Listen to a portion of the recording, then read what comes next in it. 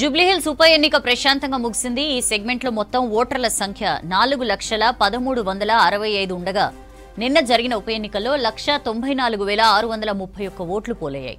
అందులో 99,771 మంది పురుషుల ఓట్ల హక్కును వినియోగించుకోగా 94,855 మంది మహిళలు తమ ఓటు హక్కు వినియోగించుకున్నారు. ఇతరులు 5 ఓటేశారు. మొత్తం 48.49% పోలింగ్ నమోదైంది.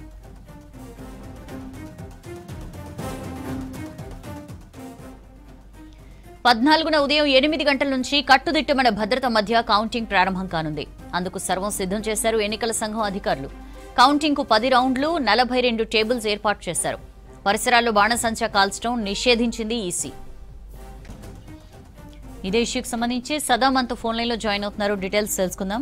సదా, టోటల్ ఓటర్ టర్న్అవుట్ 48.49% గా ఈసీ తేల్చింది. ఏంటి దీనికి సంబంధించి డీటెయిల్స్?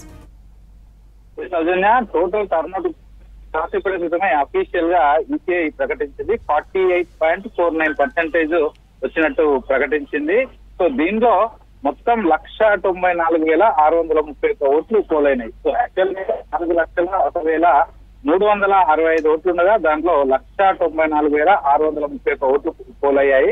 సో దీనిలో పురుష ఓటర్లు 99,771, మహిళా ఓటర్లు 94,855 మంది ఓటు హక్కు వినియోగించుకున్నారు. సో యాక్చువల్ గా అయితే గతంతో కంపేర్ చేస్తే స్లైట్ గా అంటే 2020 అసెంబ్లీ ఎలక్షన్స్ అప్పుడు 47.58% అప్పుడు పోలైంది. సో ఈసారి స్లైట్ గా 48.49% మాత్రమే పోలైంది. సో యాక్చువల్ గా అయితే ఈసారి ఎక్కువగా పోలైతుంది. సో 50 నుంచి 55% పోలవుతుందని అయితే అఫీషియల్స్ చెప్పారు. కాకుంటే అంతగా అవ్వలేదు. సో ఈవినింగ్ 5 to 6 o'clock వరకు 1 hour ఎక్స్ట్రా టైం ఇచ్చారు. సో గతంలో అయితే మార్నింగ్ 7 o'clock నుంచి 5 o'clock వరకే ఉండేది, కానీ ఈసారి 1 hour ఎక్స్ట్రాగా పెంచారు. సో పోలీస్ టర్న్అవుట్ ఇంకా పెరుగుతుందేమో, కానీ అయినా కూడా జూబ్లీహిల్స్ ఓటర్లు ఎక్కువగా రాలేదు. సో యాజ్ యూజువల్ గా ఎప్పుడు 50% బిలోకు అవుతున్నట్టు ఈసారి కూడా అంతే పోలింగ్ నమోదైంది. సో ఇక మరోవైపు పోలింగ్ అయిపోయింది. నెక్స్ట్ కౌంటింగ్ అనేది ఈ నెల 14th ఉంది. సో ఎల్లుండి మార్నింగ్ 8 o'clock కి ప్రారంభం అవుతుంది. సో మొత్తం 407 పోలింగ్ స్టేషన్స్ ఉన్నాయి కాబట్టి దానికి అనుగుణంగా మొత్తం 42 టేబుల్స్ ఏర్పాటు చేశారు. ఈ కౌంటింగ్ 10 rounds లో అవుతుంది. So early morning 8 o'clock start అవుతుంది. సో అఫీషియల్స్ చెప్పేది ఏంటంటే ఒక్కొక్క టేబుల్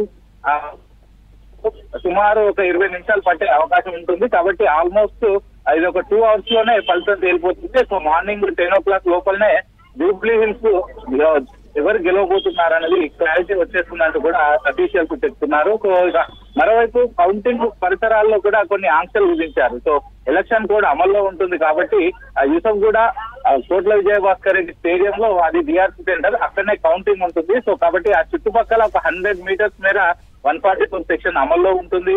ఆ చుట్టుపక్కల ఎలాంటి ర్యాలీలు తీయరాదు, ఎలాంటి బాణసంచలు పేర్చరాదు.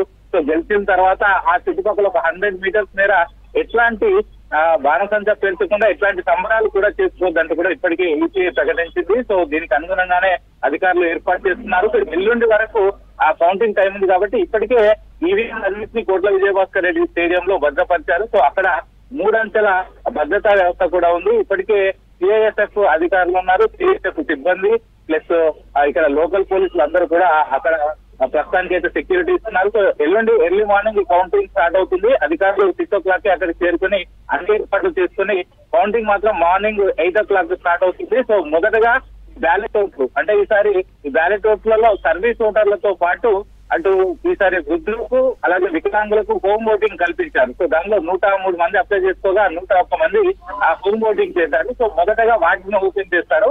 వాటిని ఓపెన్ చేసిన తర్వాత next rounds wise, tables wise ఆ తర్వాత ఈ కౌంటింగ్ అయితే జరుగుతుంది. సో ఈవీఎం ద్వారానే కౌంటింగ్ కాబట్టి ఆల్మోస్ట్ 2 hours లో కంప్లీట్ అయిపోయి విన్నర్ ఎవరో మార్నింగ్ 10 o'clock వరకే తెలిసిపోతుందని అధికారులు అయితే చెప్తున్నారు.